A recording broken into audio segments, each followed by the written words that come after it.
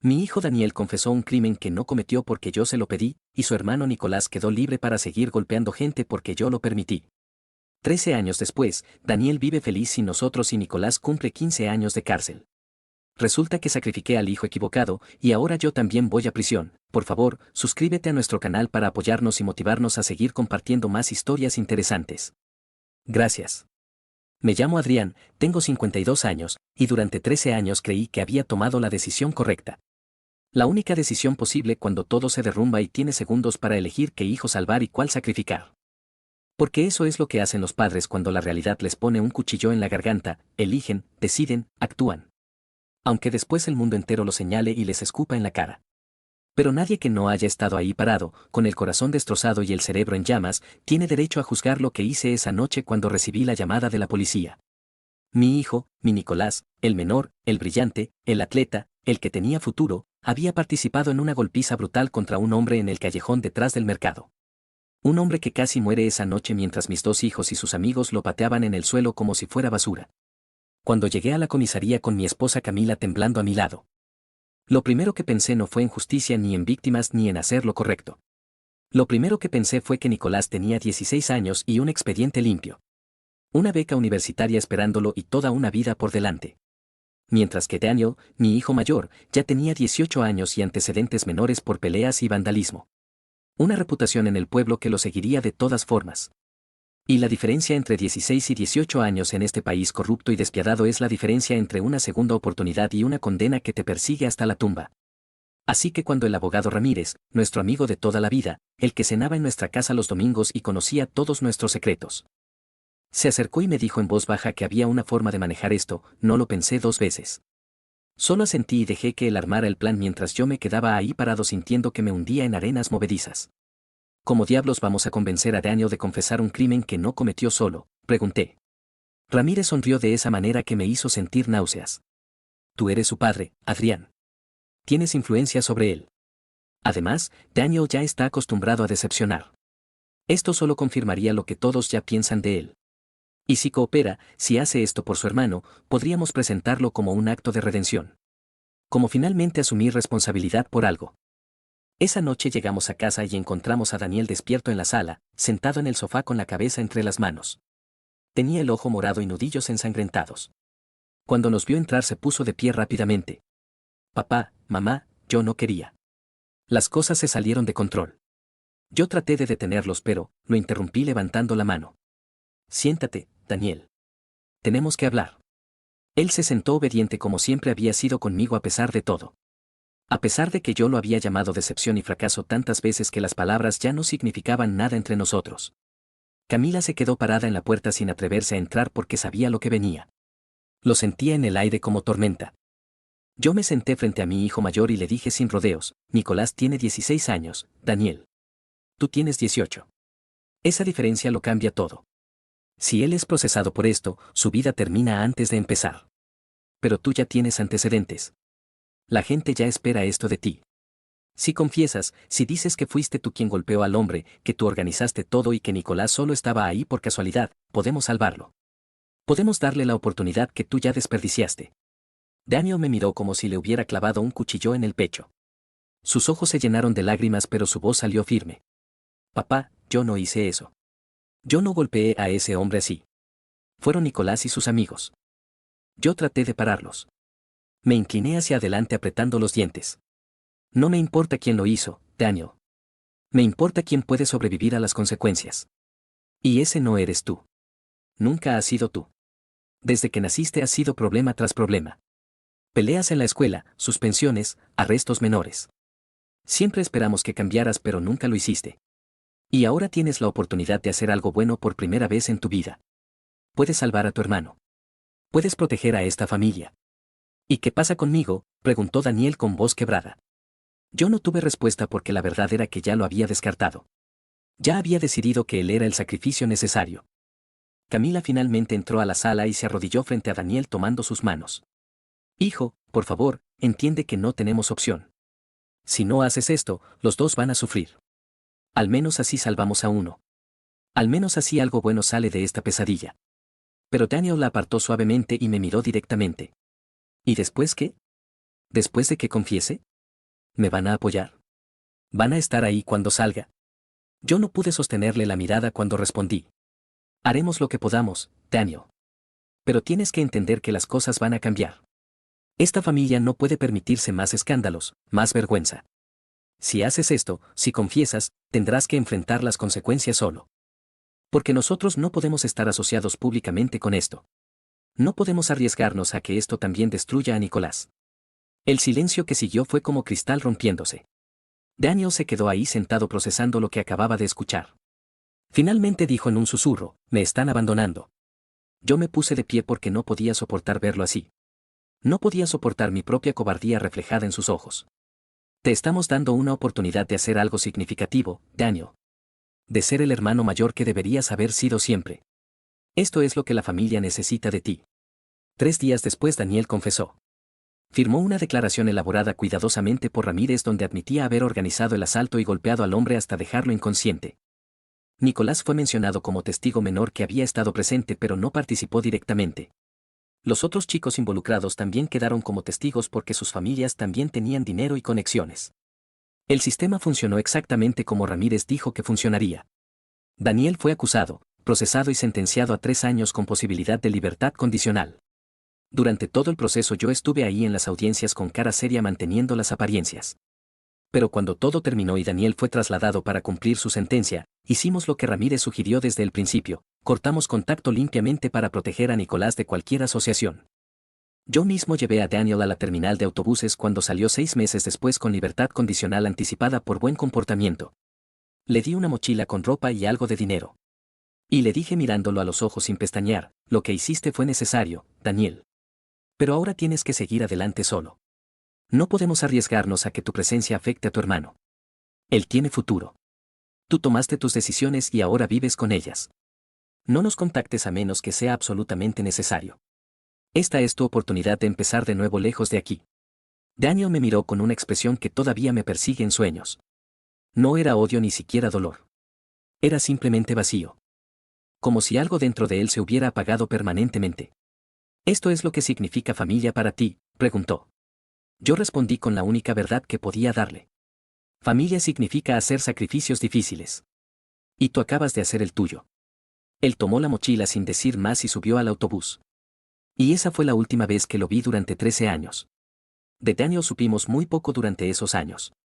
Rumores ocasionales de gente que lo había visto trabajando en construcción o en algún taller mecánico en otra ciudad.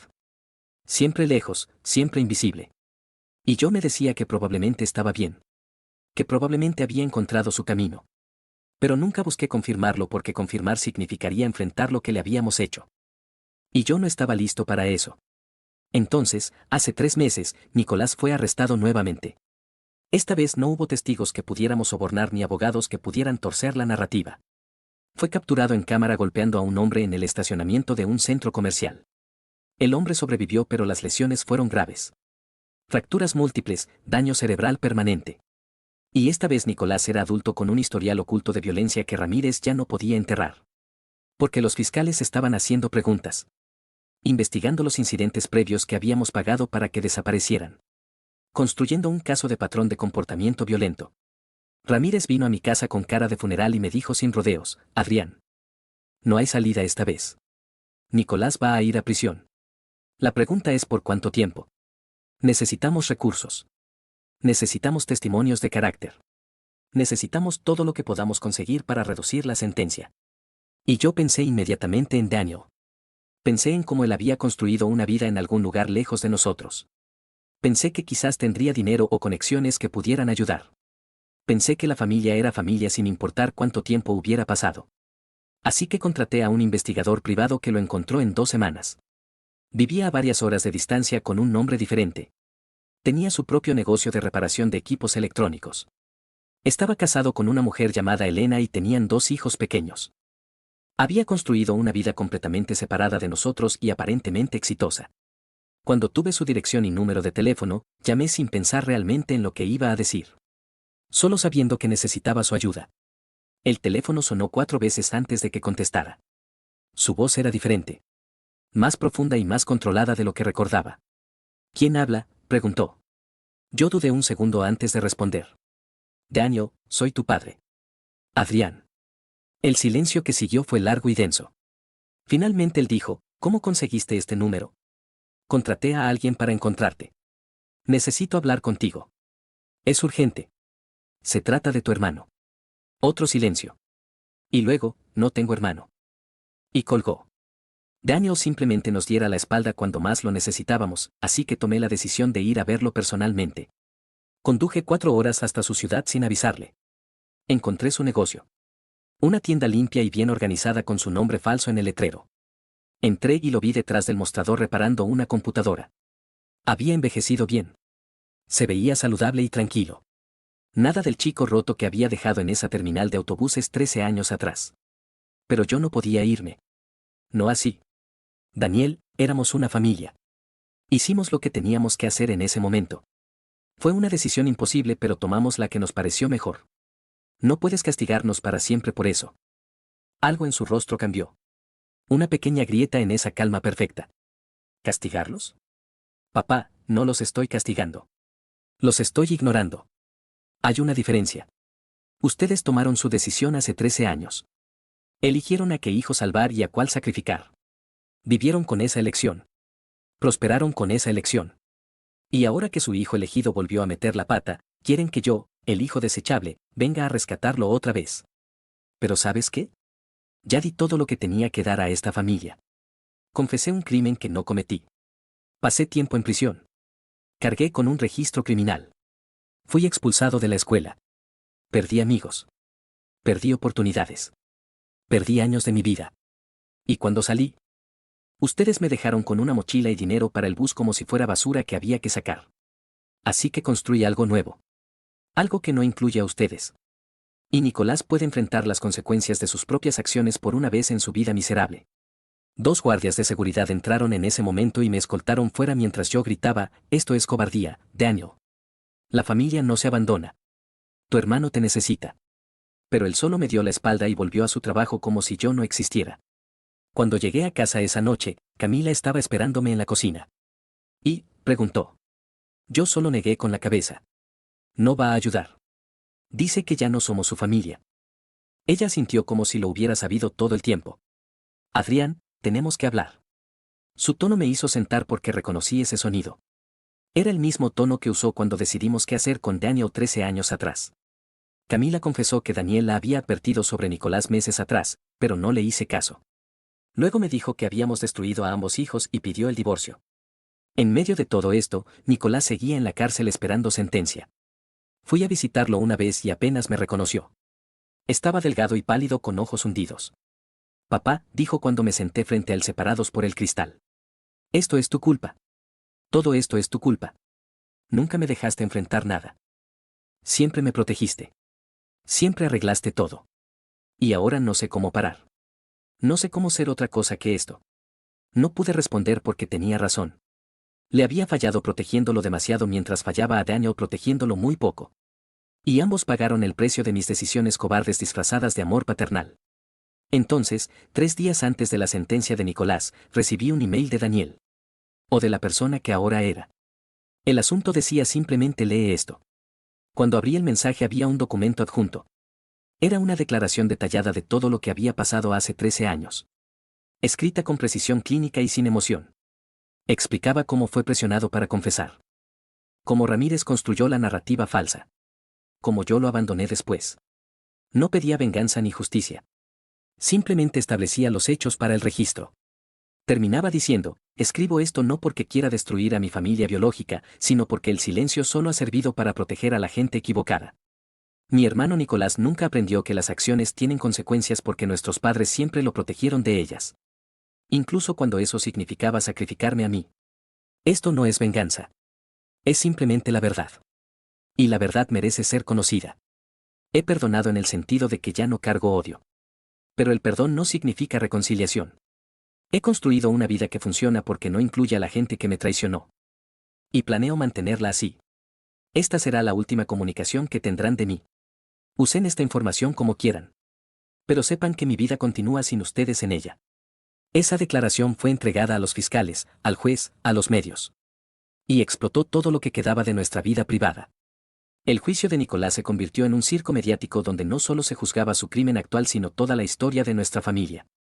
Los fiscales usaron el caso antiguo como evidencia de patrón.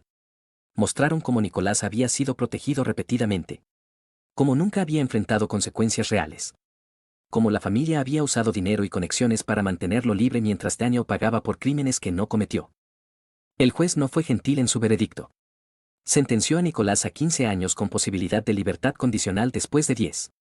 Dijo textualmente, este joven nunca aprendió que vivimos en una sociedad con reglas porque su familia lo convirtió en una excepción. Y en el proceso destruyeron a su hermano mayor, quien mostró más carácter al reconstruir su vida que esta familia mostró en todos sus años de encubrimientos y manipulaciones.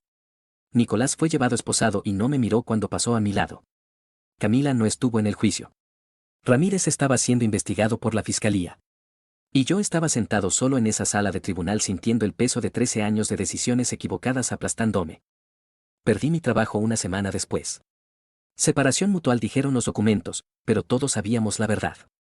Nadie quería estar asociado con el hombre que había sacrificado a un hijo para salvar a otro y luego vio a ambos destruidos de todas formas.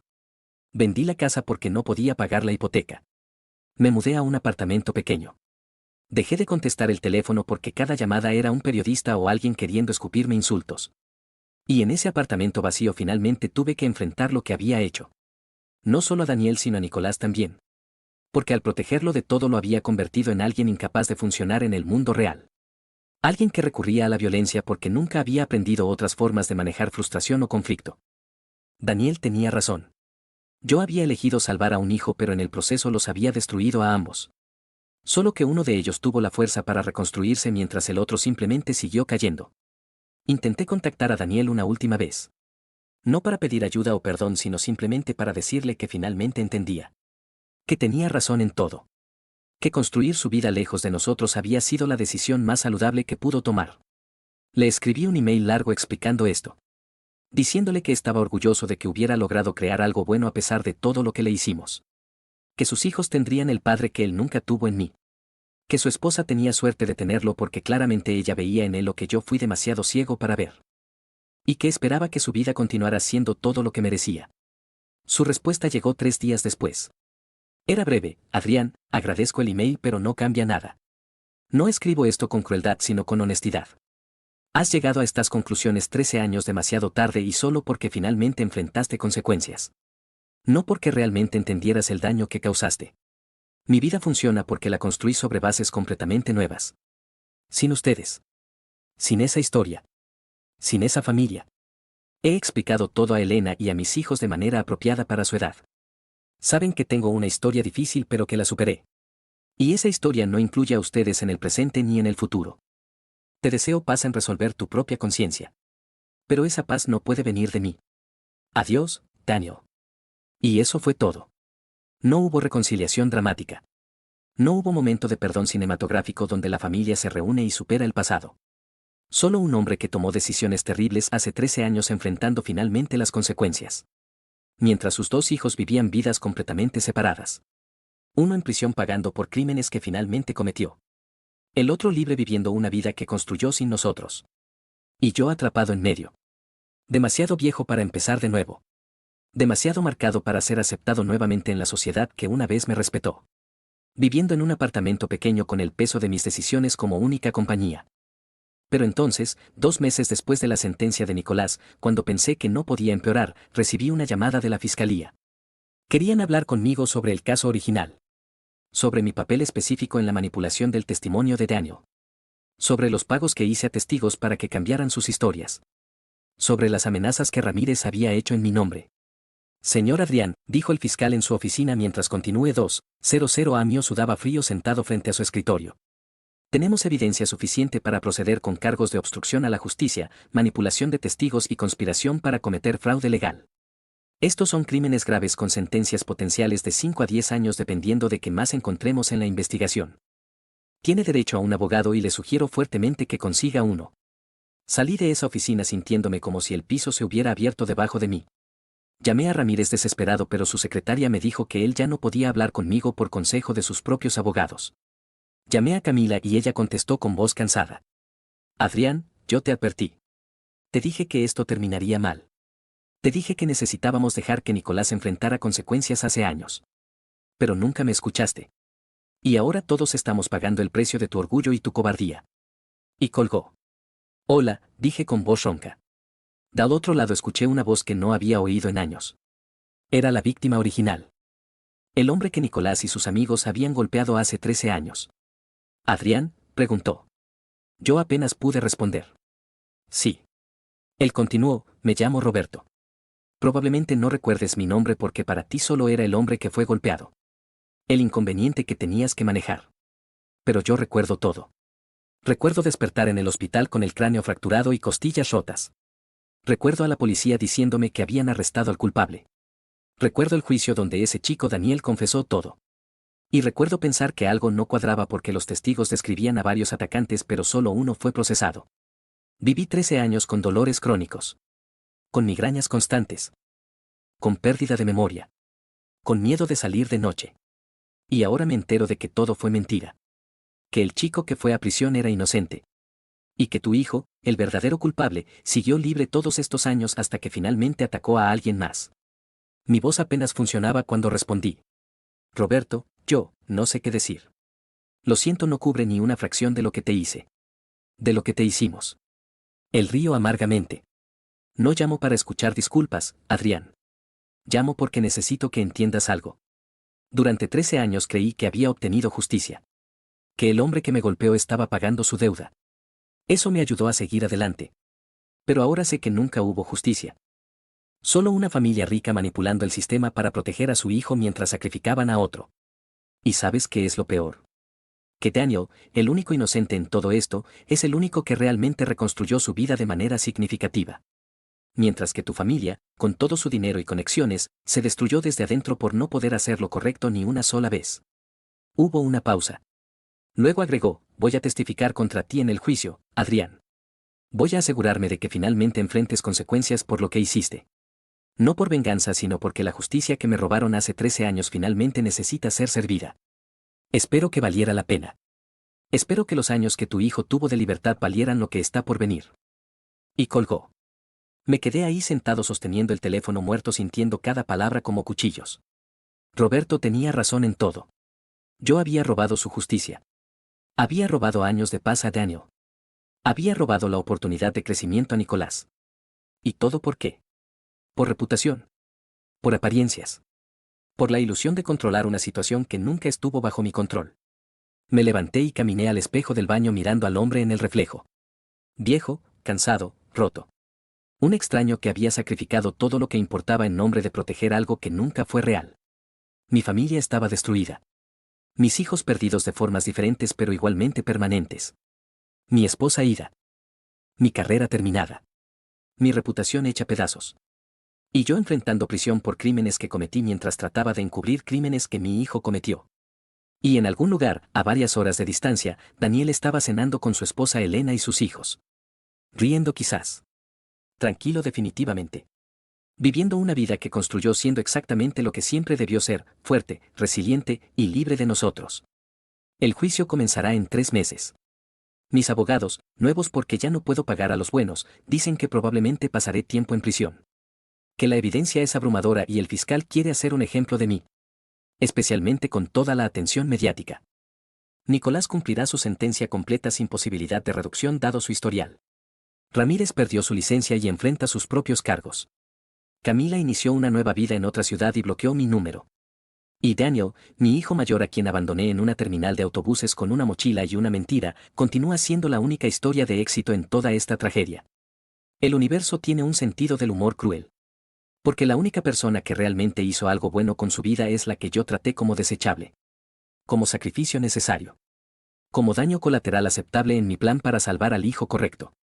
Anoche volví a ese viejo álbum de fotos que había guardado. Fotos de cuando los niños eran pequeños. Daniel probablemente tenía 7 u 8 años en esta. Nicolás 4 o 5. Están abrazados sonriendo a la cámara sin idea de lo que el futuro les traería. Sin idea de que su propio padre elegiría entre ellos de la manera más brutal posible. Y mientras miraba esa foto finalmente admití la verdad que había evitado durante 13 años. No hice lo correcto. Ni siquiera hice lo necesario. Hice lo fácil. Lo cobarde. Lo egoísta. Sacrifiqué a Daniel porque pensé que ya estaba perdido y protegí a Nicolás porque necesitaba creer que al menos uno de mis hijos podría validar mi visión de éxito y respetabilidad. Pero Daniel nunca estuvo perdido. Solo era diferente.